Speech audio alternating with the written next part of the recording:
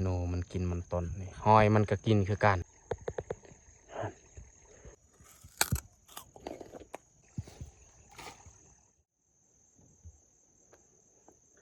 กราบสบายดี FC เบิร์ดสู่ผู้สู่คนยินดีต้อนรับเข้าสู่ซองบ่าวยู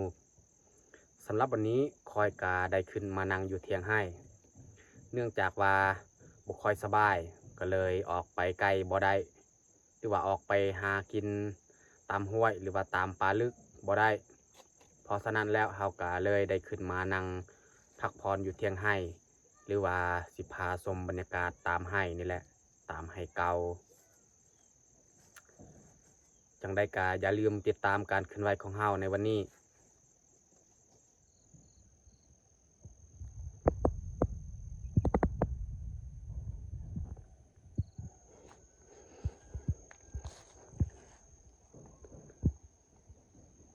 บรรยากาศนี่คักขนาดพี่น้องเอ้ยเสียดายห่างกายเฮานี่ยังบ่ทันเศร้าเจ็บบ่ทันเศร้าป่วยถ้าว่าเฮาขึ้นภูตัวนั้นแห้งคักบรรยากาศเย็นดี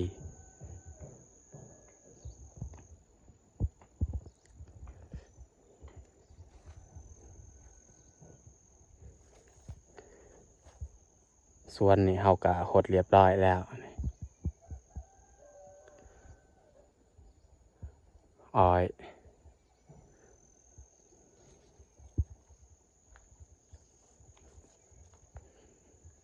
ส่วนที่เฮาขุดไว้นี่เฮายังบ่ทันได้หาเพราะว่าสิหามื้อวานมื้อซืนแต่ว่าบ่สบายก็เลยได้พัก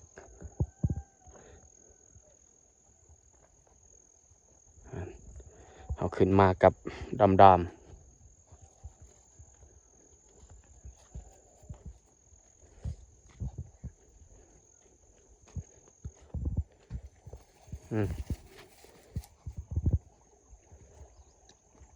โอ้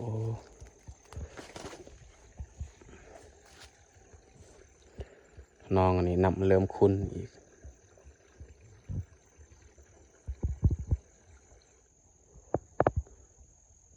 มาคุ้งมันสุกแล้วแต่ว่าแบบ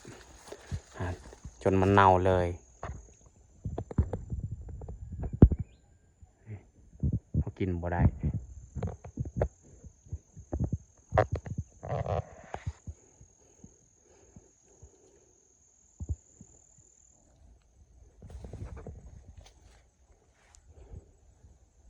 ท้องฟ้าอันนี้ก็เขียวดีครับ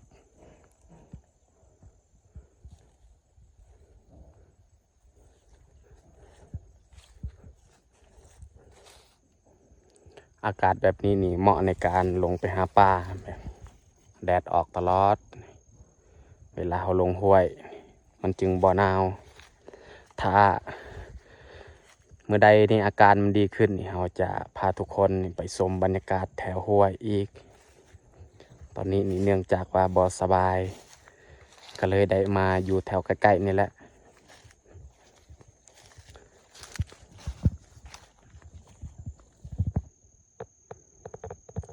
ผักบัวนี่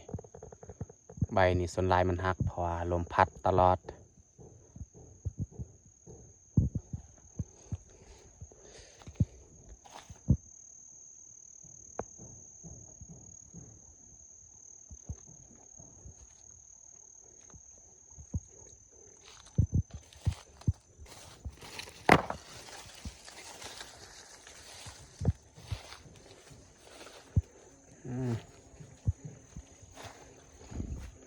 ก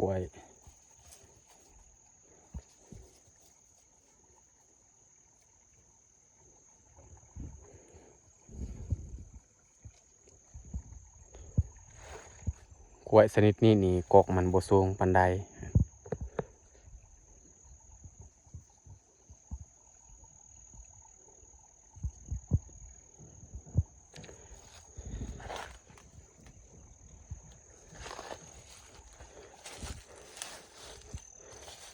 เราจะไปหักเอาอ้อยนี่เอามากินอยู่เทียงไห้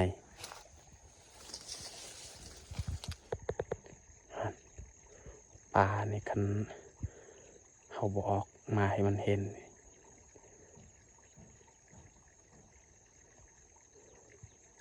มันยังมีปลานิลตัวใหญ่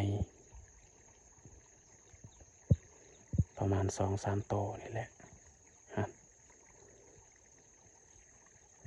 มันเล่นน้ำ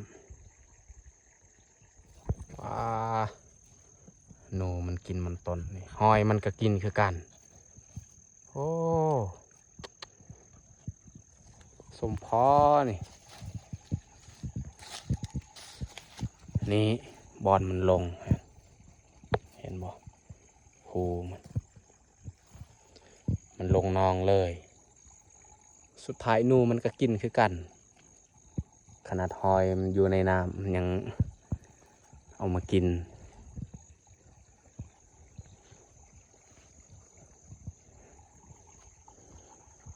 ไม่แต่เราจะหาหญ้ามาลก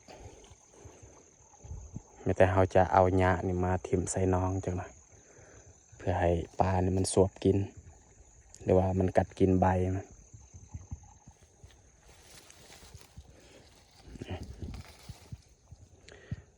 หญ้าชนิดนี้แหละเอา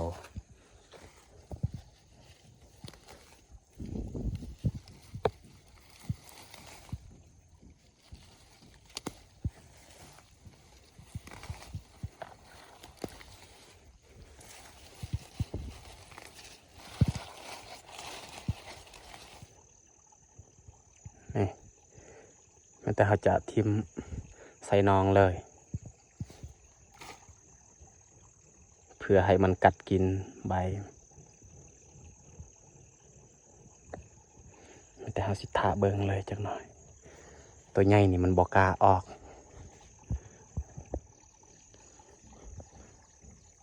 มันบอกกล้าออกเขายืนเบิงในนี้มันแต่เขาสิเมื่อนั่งพักผ่อนอยู่เทียงไฮเขานั่งพักผ่อนกินอ้อยก่อน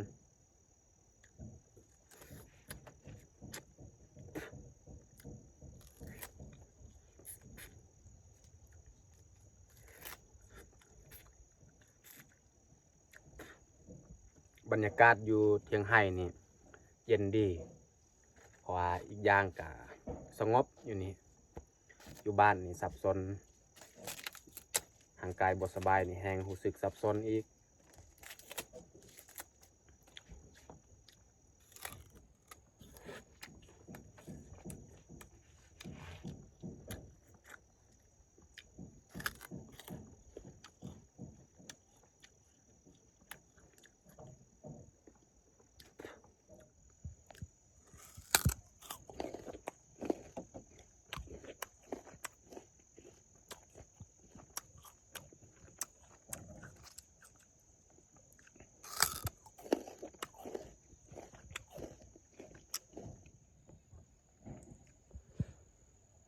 ตอนนี้เรานั่งกินอ้อยกา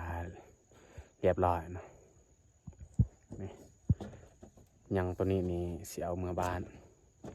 เขาขึ้นมาให้วันนี้เขาก็เขาน้ำเขาก็บ่ได้ถือมายังอยู่บ้านจังนั้นเขาก็สิได้เมื่อบ้านอีกแต่เขาจะไปเบิ่งหญ้าที่เขาทิ่มใส่นองมันปลามันสวบกินแล้วบ่หรือว่ามันกัดกินใบไม่ได้เอาสิยางไปเบิ่งเลยถ้าว่าเขาขึ้นมาทางนี้นี่ปลามันเห็นทางนี้มันบ่เห็นเขาก็เลยได้มาทางนี้แหละเขาจอบเบิ่ง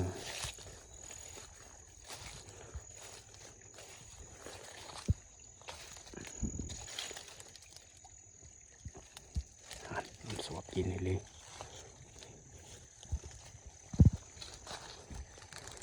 เอามันเห็นเซย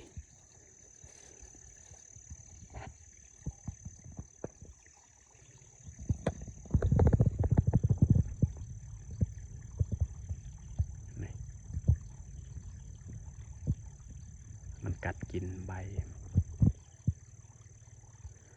ถ้าว่าน้ำใสเนี่ยเขาเห็นเลยแต่ว่านี่น้ำมันคุ้นเขายืนเบื้องนี้มันนี่เลยปลา